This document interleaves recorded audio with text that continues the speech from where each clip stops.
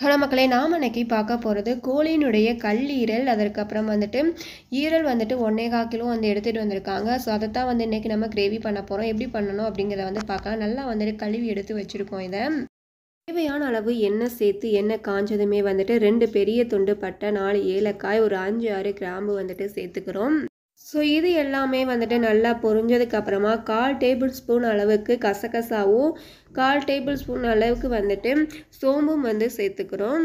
இப்போ இது கூட பார்த்தீங்க அப்படின்னா நறுக்கி வச்சுருக்க வெங்காயம் வந்து 1 கப் அளவுக்கு வந்து சேர்த்துக்கிறோம்.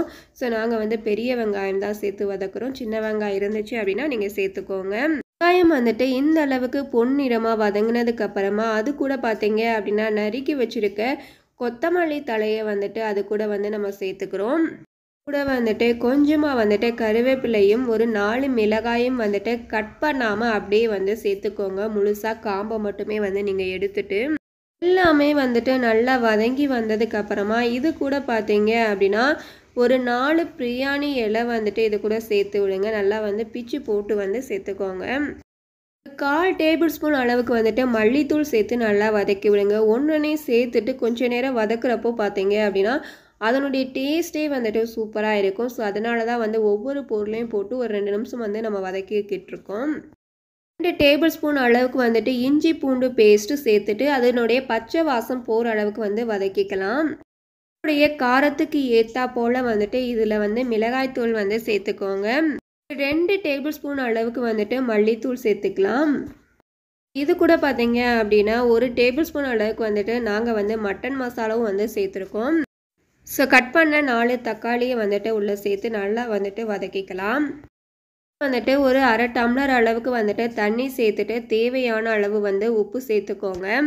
வந்துட்டு நல்லா வதக்கி விட்டு ஒரு மூடி போட்டு வந்துட்டு ஒரு 10 நிமிஷம் வரைக்குமே வந்து மூடி வச்சுருங்க. தக்காளி நல்லா வெந்து வரட்டும்.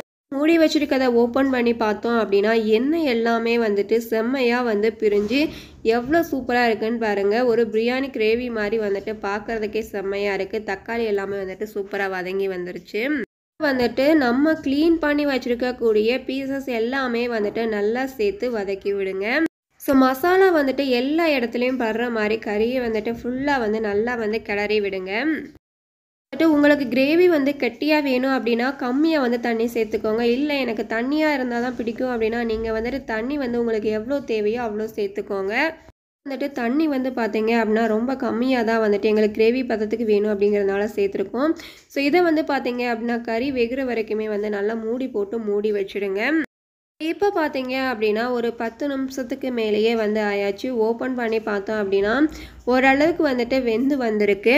இதுவுமே வந்துட்டு நல்லா வந்து கட்டியாக வரணும், கிரேவி பதத்துக்கு வரணும் அப்படிங்கிறதுனால வந்து இன்னும் கொஞ்சம் நேரம் வந்துட்டு நாங்கள் மூடி போட்டு மூடி வச்சுருக்கோம். இப்போ ஒரு 10 நிமிஷம் கழித்து வந்துட்டு நம்ம ஓப்பன் பண்ணி பார்த்தோம் அப்படின்னா சூப்பராக வந்துட்டு ரெடியாக இருக்குது. ஸோ ஒரு கிரேவி பதத்தில் வந்துட்டு சூப்பராக வந்து இது இட்லி, தோசை, சப்பாத்தி, பூரி, சாதம்னு சொல்லி எல்லாத்துக்குமே வந்துட்டு சூப்பராக இருக்கும். டேஸ்ட்டும் பார்த்தீங்க அப்படின்னா ஒவ்வொரு பொருளையும் போட்டு நம்ம வந்துட்டு அதை நல்லா மிக்ஸ் ஆனதுக்கு அப்புறம் தான் வந்து அடுத்த பொருளை வந்து சேர்த்துருக்கோம். ஸோ டேஸ்ட்டும் வந்துட்டு செம்மையாக இருந்துச்சு. எல்லாம் வந்துட்டு கொஞ்சமாக கொத்தமல்லி தழை, கருவேப்பிலை தூவி நம்ம வந்துட்டு இதை வந்து இறக்கிக்கலாம். என்னுடைய டேஸ்ட் வந்துட்டு செம்மையாக இருந்துச்சு. ஸோ நீங்களும் வந்து வீட்டில் ட்ரை பண்ணி பார்த்துட்டு எப்படி இருக்குது அப்படிங்கிறத வந்து கமெண்ட் பண்ணுங்கள். ஸோ இது போல் வீடியோஸ்க்கு வந்துட்டு நம்முடைய சேனலை வந்துட்டு மறக்காமல் சப்ஸ்கிரைப் பண்ணி சப்போர்ட் பண்ணுங்கள்.